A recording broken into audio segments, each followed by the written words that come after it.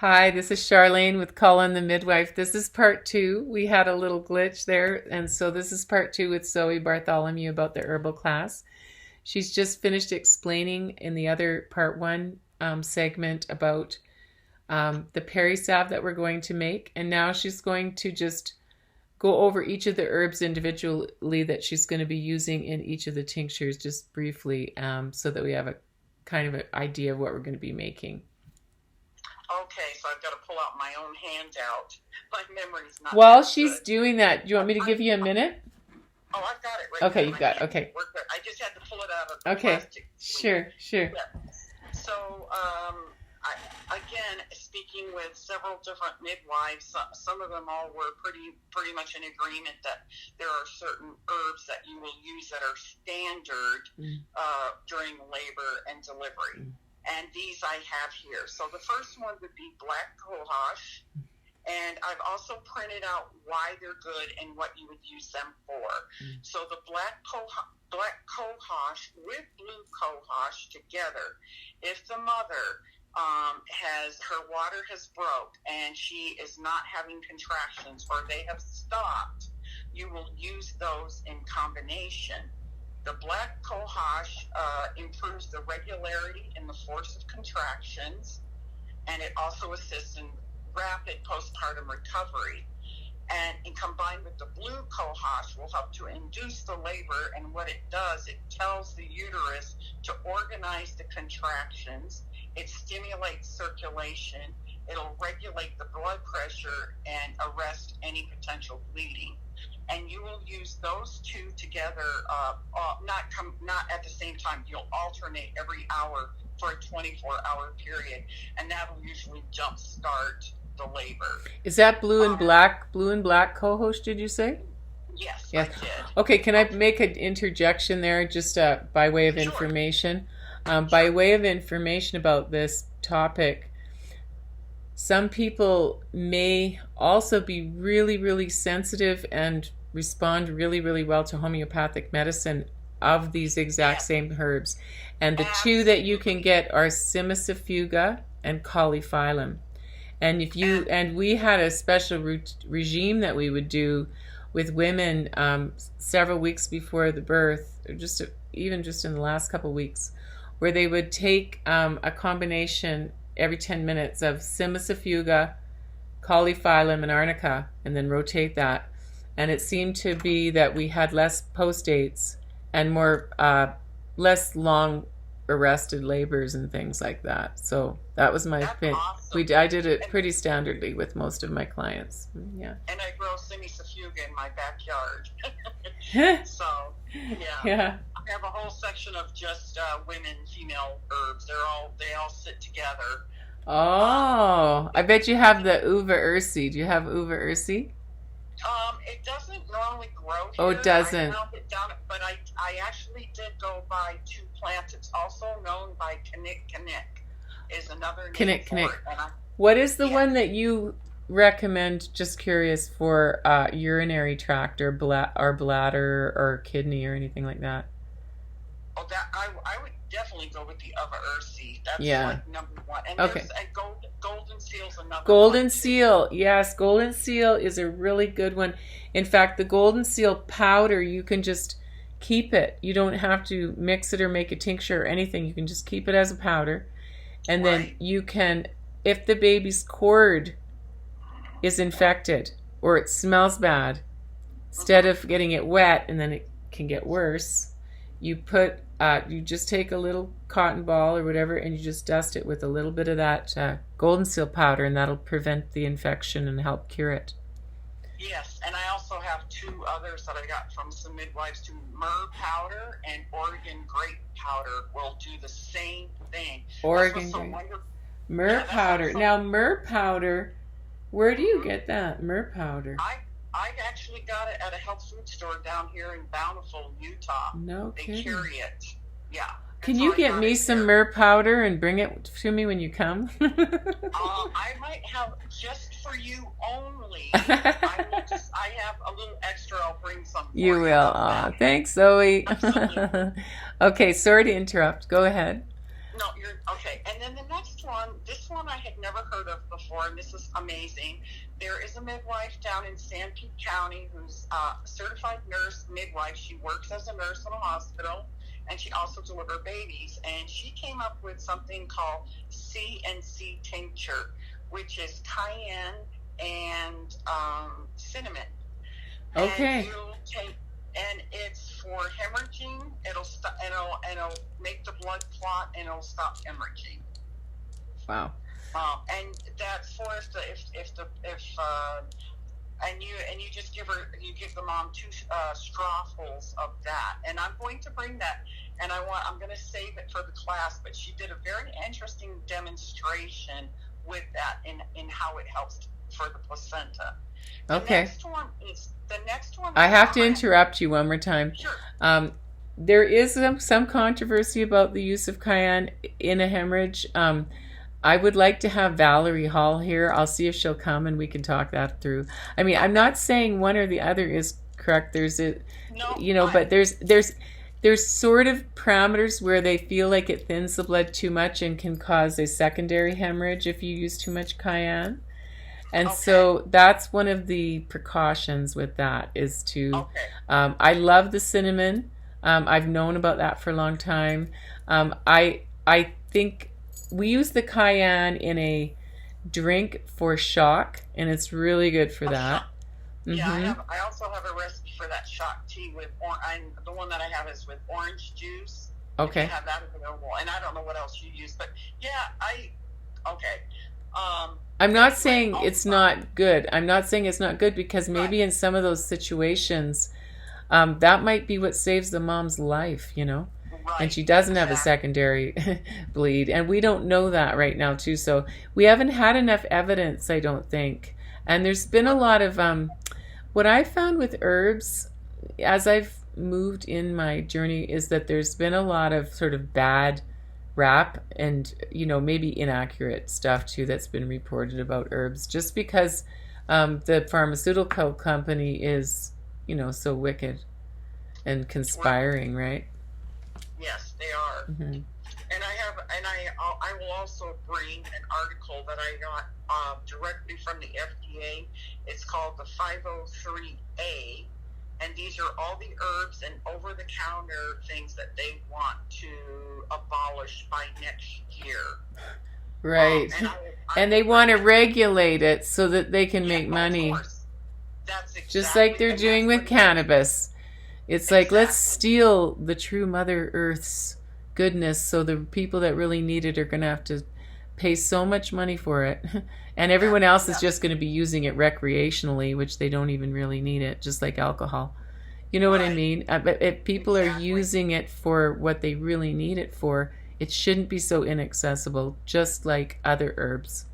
Personally, that's just my personal feeling. And I'm with you on that. I agree 100% on that. And then the next herb would be, or next tincture would be Cramp Bark. Mm-hmm. And that's fantastic. It's really good during labor and after the birth to eliminate afterbirth cramping pains. And I wish I'd known about Cramp Bark when I had my kids, because that would have been really nice. Yeah, me too. I mean, I did actually know, and I used to take it, but I don't think I really knew how to take herbs very well in those early days. Right. I would take a little bit and I was like, that doesn't work. And I would, because, I didn't feel an effect. But then what I realized is that when you're taking herbs, you have to titrate them until you have to, like what I do is, I'll give it every 5 minutes if I'm trying to get it to work. You know what I mean? Right. Yeah. Right. Mm-hmm. The next one is mistletoe, and that hastens labor. How appropriate. And it checks hemorrhaging following childbirth, and it helps to bring the uterus down to size more quickly. Yeah.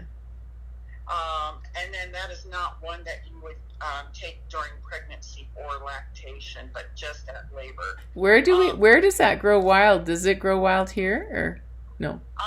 Yeah, and I'll tell you, when I see you, I'll tell you where we found it. Okay. Because that's just not public knowledge, because some people are kind of weird about mistletoe. And so we were able to find some and grind our own. So it worked out very well. And one thing I just want to mention is if you're wild crafting and you're picking herbs, always leave some so that they can reseed themselves the next year. Absolutely. Yeah. That's absolutely right. Okay, and the next one is Motherwort, and I love Motherwort, and I also grow that in my yard. It's very good. This one helps to reduce discomfort and pain. Yes. It helps to relieve uterine contraction pain, and it also helps with anxiety and stress. And even women who are hysterical, it'll help to calm them down. So even women who are hysterical. Well, when I had my first baby in the hospital, the woman across the hall from me was hysterical. That happened to me too. I had that. And so it's really, really good for that. And which I find interesting. How did it affect you? How did it affect you? Hearing her be hysterical. I just rolled my eyes and thought, are you kidding me? That is not necessary. That was just my thing. But in those days, and I didn't know what I know now, I did the, not Lamaze, but I learned I took some classes and learned some good breathing techniques. Right, so you were well prepared. I was too. Right, and I didn't take any drugs. I didn't get a, epidural or any of that other stuff. Yeah. And the botanical name for Motherwort is Leonaris cardiaca. And anything cardiaca means heart. So what Motherwort also does, it will strengthen the heart figuratively and literally. And it helps to level out your blood pressure. And it just helps you to feel calm and peaceful in mind and spirit. So it's a really, really good herb. I like that one.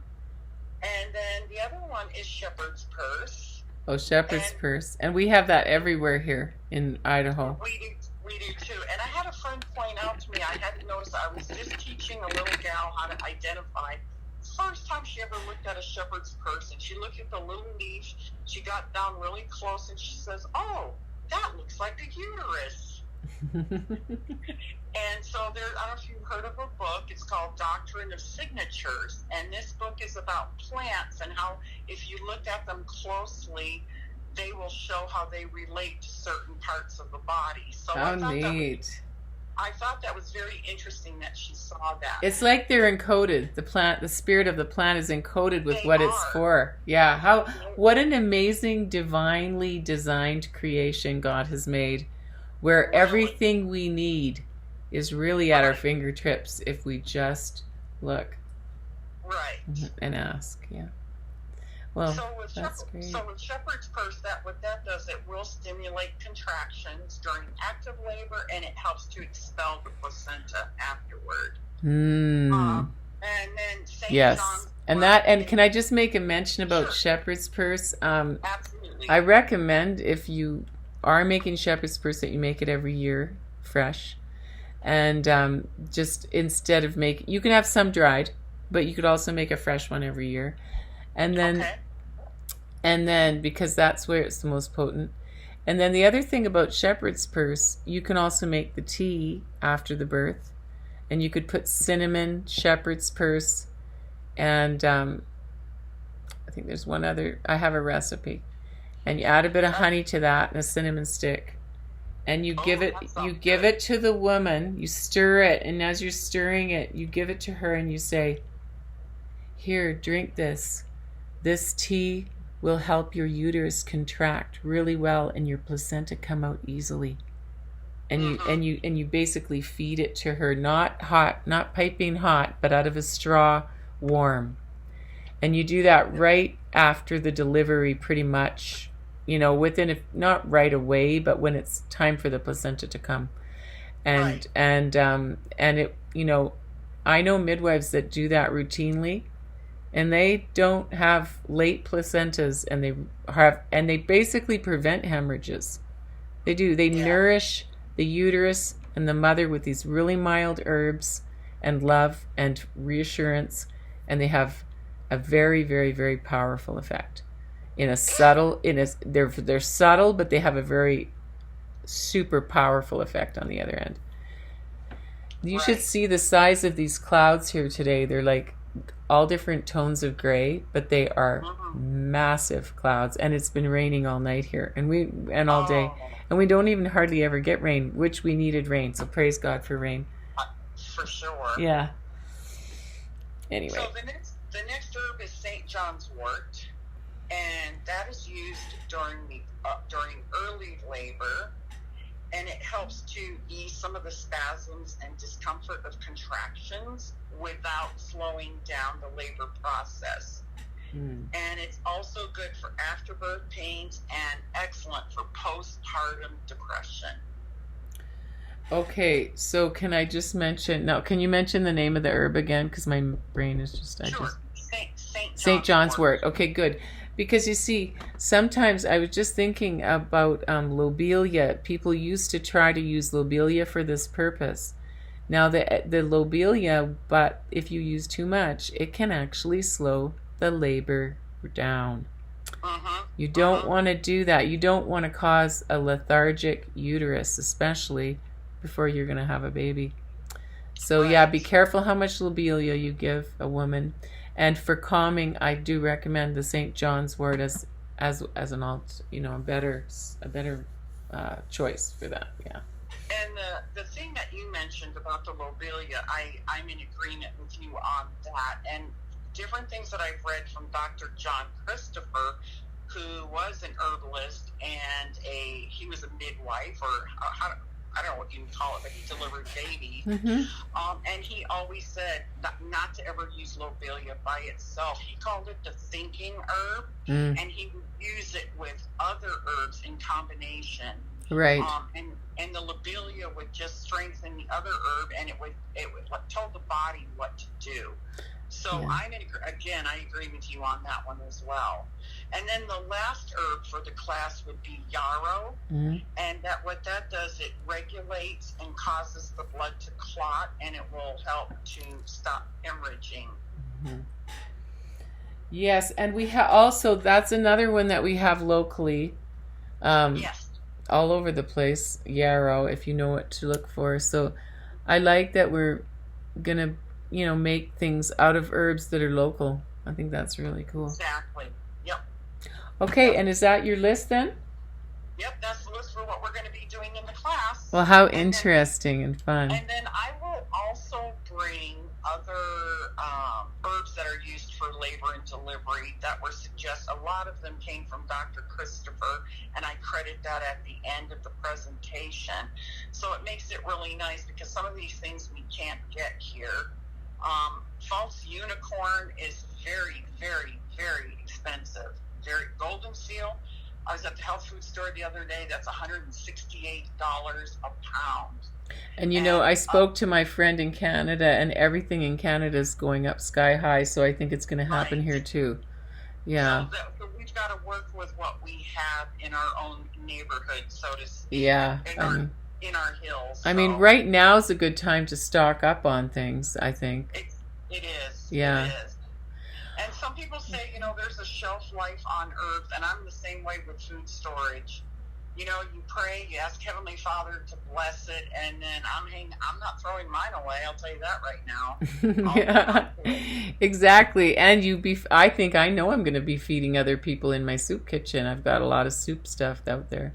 Good. Yeah. Good. Okay, so let's just quickly review to finish up. Thank you so much. Okay. That was enlightening and great to hear from you and all those good things. And we'll get to the bottom of the cayenne issue.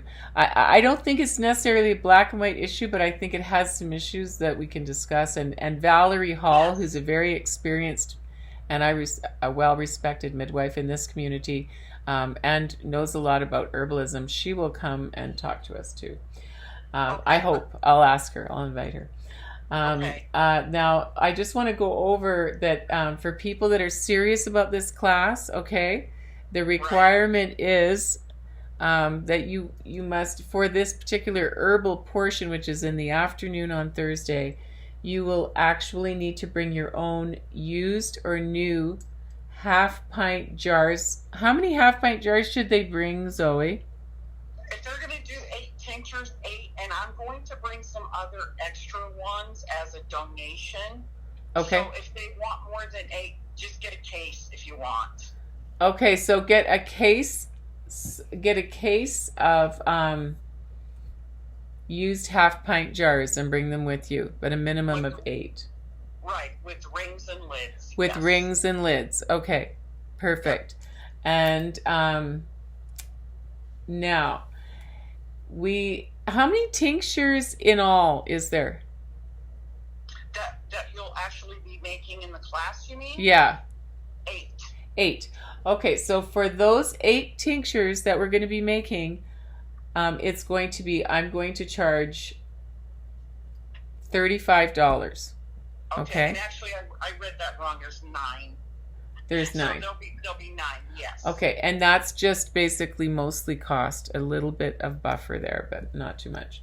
Okay. And so $35 for that, and then I'm going to charge $20 for the amu box if I can get some. I have to check with my husband for sure. Okay. And then that would be $55 a person. And then for the beginning part of the class, so that's the second day, that's the second half of the class. For the beginning part in the morning when Zoe is teaching the class, I have done a little video about bringing donations for our mothers and babies kits. But I really also want to just let you know, if that's not part of your, if for some reason you can't do that or whatever, the Zote soap is only $1.25 at the St. Anthony Family Dollar Store, just FYI, for those people locally. And you need 2 of those bars of soap, 2 towels, 2 face cloths, or 2 Fels-Nafta bars, 2 sets of kitchen gloves, or 2 flannel sheets, or 2 cotton sets of sheets, or just family cloth 8x8 double ply or 12x12 double ply in either t-shirt fabric or flannel. So those are some options. But if you don't bring something, or you're a distance person, we will give you a place where you can make that $15 donation. And that $15 donation is going to go into our kits fund, and we're going to go buy more soap and gloves and the things that we need. Okay? Sounds great. Yeah, and I think that's everything. Okay. Do you have any final words for our listeners today, Zoe? No, not really. I thought I would bring, if we have time, I've made my own emergency birthing totes for here in my neighborhood if we were to have an earthquake, if a mom from the ward or the neighborhood can't get to a hospital. I actually have a green cart out in my yard with wheels that goes even in the snow. I can just pack up my kits and bring everything to a birth if I needed to, if this was like a planned hospital birth or something like that. So I will be bringing those along with a list of what is in them. And again, I've spoke with 5 different midwives on what to include in those. Okay. And I'm willing to open those up. And if you guys have any suggestions or ideas of what to add, I'm fine with that. Anything to improve. I feel the same way. I'd love to see what you came up with, because you did a lot of research and you really did your homework, and I sure appreciate all the time and energy that you've put into this class, and the fact that you're coming and teaching it for no reimbursement to yourself, except for just staying here. Right. I just really, really want to just put out a great shout of gratitude to you, and for all the time you took to do that. Thank you. Well, you're very welcome, and thank you. I'm excited to see you guys in a week and a half. We'll look forward to it. Apparently Ruth has a nice herbal walk for us the next morning, and we're gonna have a picnic down by the river, and then if people want to, we'll go soak in the mineral pools. That's the plan. That's exactly what I want to do. Yep. Okay. Well, we right, sure look good. forward to seeing you, Zoe, on the 30th and the Thursday. 1st. Yep. Yes. We'll look forward to that. Bless you. Take care, and have a great day. You too. Bless you all. Alrighty. Bye-bye. Bye.